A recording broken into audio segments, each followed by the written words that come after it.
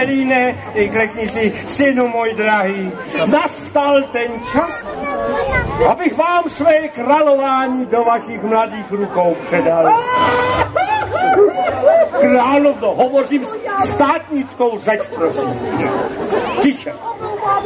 Proto tobě, princi Vendelíne, předávám své královské jablko, své královské žezlo a také svou královskou korunu.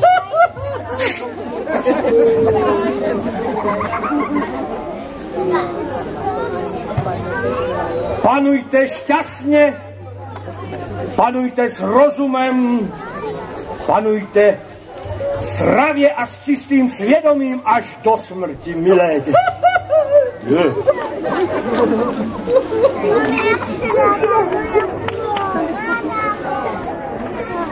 A i my vám přejeme všecko nejlepší, jak ve stavu manželském, tak i, krásná moje dcero, v království celém. A jako dárek přijměte podkovu Čertovské kovárny. Pro štěstí. Sláva! Sláva!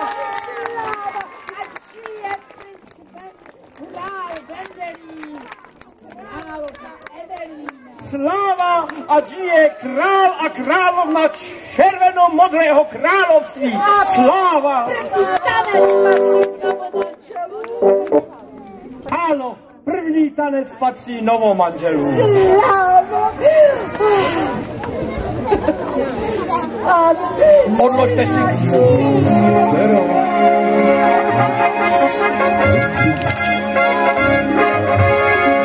Dnes zaťukám